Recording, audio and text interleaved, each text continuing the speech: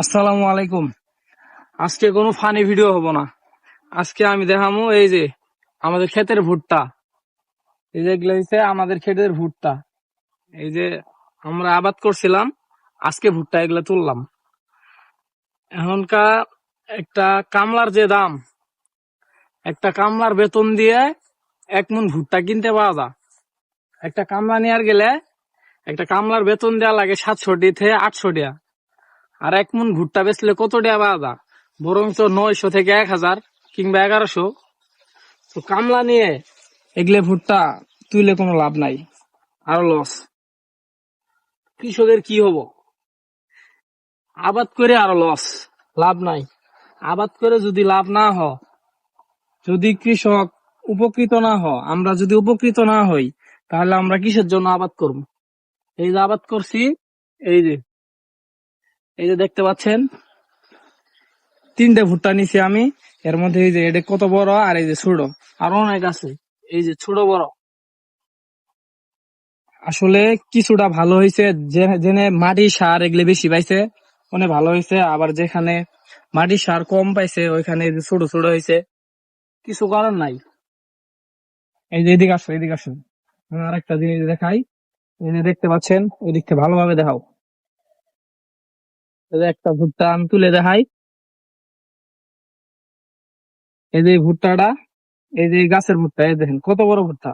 আবার এই পাশে আছে এই যে আরেকটা গাছ, এটা দেখাই। এই যে এটা আবার ছোট হয়েছে। আসলে ছোট হওয়ার কারণ আছে। কিছু কালো মানুষ, আমি কালো চেহারার কথা বলতেছি না, যাদের মন কালো, ওরা কি করে জানেন? এদিকে আসো, এই যে এই ভুট্টা গুলা দেখেন কত ছোট।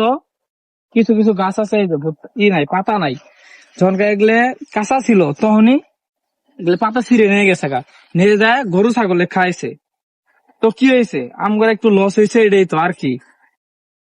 আসলে এসব কাজ করে গরু ছাগলে খাইলে এটা আরো লস, আপনার জন্য লস।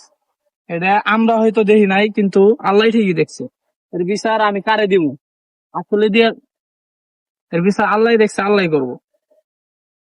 আর আমরা কিন্তু সবসময় ফসল ভালো খারাপ কিংবা দামের দিক দিয়ে সরকারে দোষারোপ করি। আসলে সরকারে দোষারোপ করে কি হবো? আসলে দেখা গেছে ওইবার কিন্তু ভুট্টার দাম অনেক বেশি আছিল। ওইবার ভুট্টা 1500-1600 টাকা মন বিক্রি করা হয়েছে। এই জন্য আগের বার যারা পেঁয়াজ, তারপরে মরিচ, গম, ধান এগুলো আবাদ করছিল, তারা সবাই ভুট্টা আবাদ করছে। দেখা গেছে কি এবার ভুট্টার আবাদ অনেক বেশি হয়েছে। বেশি হওয়াতে মনে করেন যে চাহিদাও কিন্তু বেশি। চাহিদা বেশি থাকলে তারপরে উৎপাদনও যদি বেশি হয়, তাহলে দাম মোটামুটি মোটামুটি থাকে। আর কি চাহিদা বেশি থাকলে উৎপাদন যদি কম হইতো, তাহলে আসলে দামটা আমরা বেশি পাইতাম। আমরা তাহলে বাইরের দেশে এগুলো বিক্রি করা হইতো বেশি দামে, আমরাও পাইতাম বেশি। এখন করে দেখা গেছে কি ওদের চাহিদা হয়েছে কম, আমরা উৎপাদন করছি বেশি, তাইলে দাম তো আমরা কম পামুই। তাহলে এখানে দোষটা তো আমাদের নিজেরই। তাইলে এটা আমাদের দোষ, আমরা সরকারকে দিয়ে লাভ আছে? এই যে আমি 2 বিঘা মাটির ভুট্টা আবাদ করছি।